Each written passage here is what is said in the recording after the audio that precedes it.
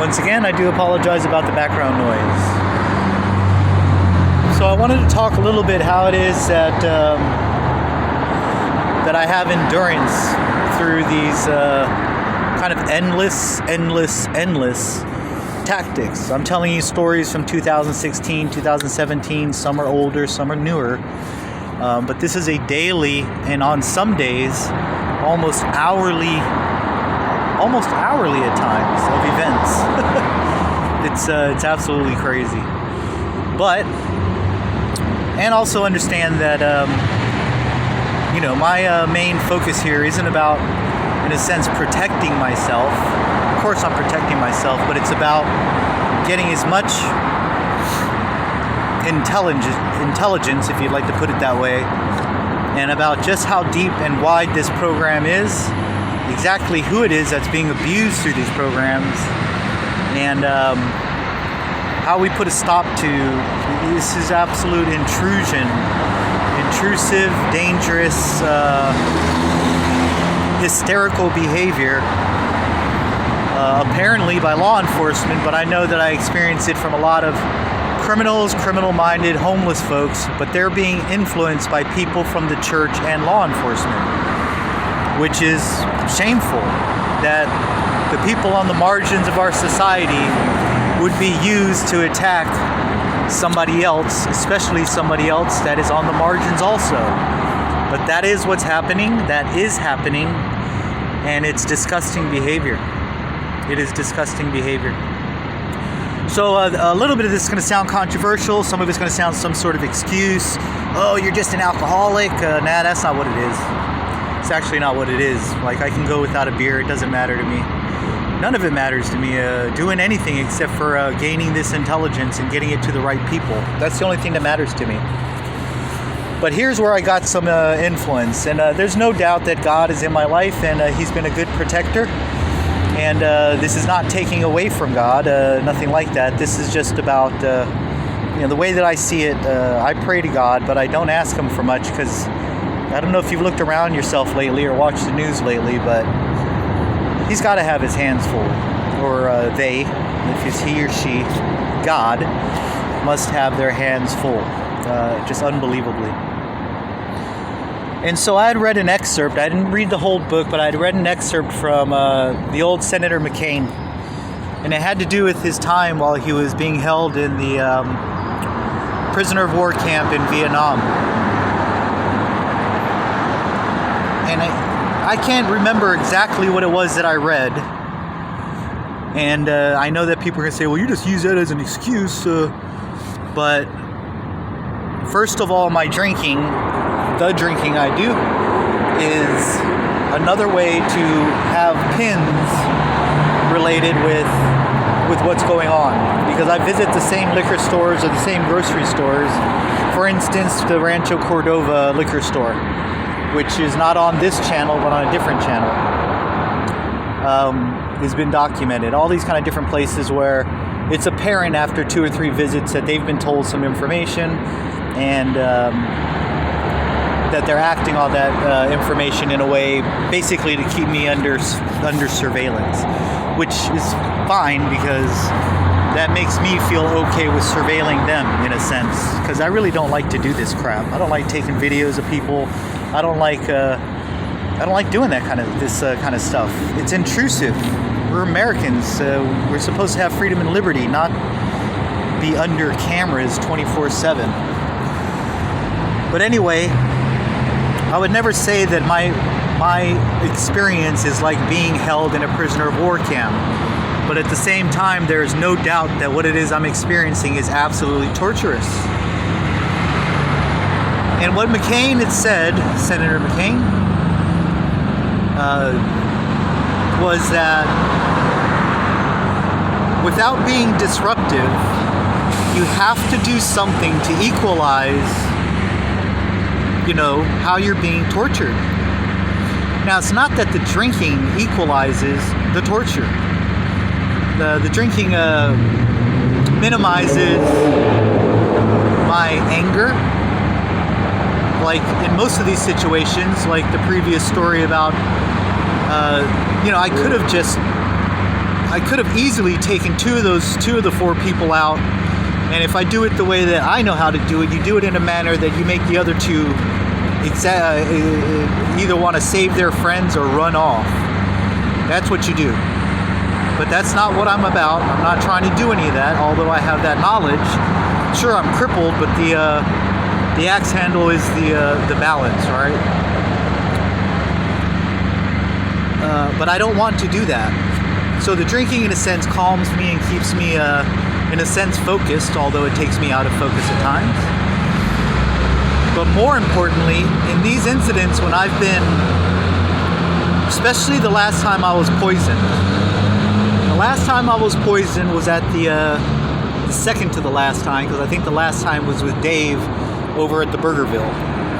The second to the last time, which was a very big hit, because it made me go from a limp to a really, really, really painful walk. And it had affected other parts of my body too, my heart especially. But anyway, and I know this sounds counterintuitive, but understand that maintaining yourself while taking these hits and these attacks is extremely important. Otherwise, by now, I would be crazy. Or I would have followed through with what these these people are implying, that you should just kill yourself, because if not, we're going to kill you. So I know that I knew when I left my drink out there I'd messed up. But I'm such a knucklehead. I had to just, I tanked it right in front of Guillermo. The whole fucking thing. One shot. Tanked the rest of it. Threw it into the trash and walked off and kept working. When I started to feel the effects that late that day into the evening, I started to drink heavierly, more so. And I understand how that seems counterintuitive. I might understand how somebody might say, well, that's alcoholic behavior, my God. You have to understand the circumstances that I'm in and what it is, just exactly how it's almost like I'm in a prison, even though I'm not in prison. And not just that, but being tortured the whole time by just a number of these people that are following me or being influenced to keep messing with me. They don't have jobs, right? They're homeless. They're probably getting paid. They're definitely getting passes if they got in trouble for anything. So it's endless. It's like having torturous guards always observing and saying shit to you and doing things to me or my dog just all day long. And so being in a little bit of not a stupor, but having a little bit of a buzz always reminds me to not lose my temper, to document what I can, and to maintain the course, because losing my temper and not maintaining the course is going to put me in a position where I can't get this information to who it needs to go to. A lot of information, over 7 years now. So understand, Senator McCain and his time in the prisoner of war camp in Vietnam is a strong, strong influence upon me, not to drink, but to keep my sanity in ways that I have to, however I need to. And for me, a little bit of alcohol works. Obviously, to be quite honest with you, because I have a background of drug use, if it was just to get high and just to abuse myself, then I would be smoking meth already. And possibly doing fentanyl, because I am in so much freaking pain with this hip that it's surprising that I haven't tried it, to be honest with you. I'm a libertarian. I mean, fentanyl, yes, it's a drug, but I mean, it is a painkiller. It is an opiate. I'm certain it would help the pain. But I'd rather live with the pain and not become a junkie. And so I'm not an alcoholic. It's just part of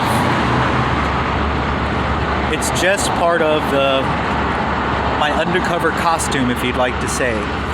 That doesn't mean I haven't gotten wasted at times. I made a huge mistake in Rancho Cordova. It's one of my biggest regrets out of everything that I've done during this period of time, and I was drunk out of my mind. But I'm not going to get into that right now. That's between me and God and one other individual. And so don't get me wrong, I've overdrank at times, but most of the time it's just to maintain it reminds me to stay in the game the way that I need to. The way that I need to. To be honest with you, these past few days, recalling all this stuff with my parents, going back all the way to those early therapist sessions that my mother was forcing me and my dad to go through, has been very painful. Extremely painful. I've been an asshole to my dog. I've been an asshole to myself, everybody. But I also haven't been drinking like crazy. I've just been maintaining. So, if it was a situation where I was drinking just to drink, then I would already be in deep, deep shit. I would already be in deep, deep shit. But, and I know that everybody thinks I'm in deep, deep shit, but you need to understand, I'm standing in it. It's you guys that are knee deep in the shit. I know what's going on. I know what's going on. I've known this at least since the 41st Avenue incident in Safeway. And it's just amazing to me, because even at that time I was like, by that time I knew that the fire wasn't an accident, but at the same time, I would have never expected law enforcement to have been an entity behind it, maybe covering it up, but not to influence those kind of actions. Now I know differently and completely, and I have mountains of evidence that you don't have to listen to my words. You don't have to listen to my stories. You can just listen to the documented incidents of the voices of officers, of therapists, of doctors working for the state. Absolutely, when you hear this stuff, it will run your blood cold. It will run your blood cold. Because what it is I'm trying to let everyone know is that it ain't about me. This stuff is being used on everybody. That special label that's being put upon me is making people act upon me in a more aggressive and vicious manner. But you can be assured that this is happening to all communities. This is community policing gone wrong. Absolutely awry. And it is very intrusive, and it's absolutely dangerous. It's as dangerous as the Salem witch trials, right? This hysteria. And there's never been a time in our country where Americans they don't seem to get along much anymore. And our government is capitalizing on that by having law enforcement keep us unstable. So I'd like to thank Senator McCain and his book. I'd like to thank his sacrifice to our country and his sharing of his story, because that is a strong influence on keeping my head up in the right place, even if I have to use a little bit of outside help for that, a beer here and there. I love wild turkey. But that's my business, but I'm definitely willing to share that with you. Definitely willing to share that with all of you. Thank you so much, and I hope you have a nice day.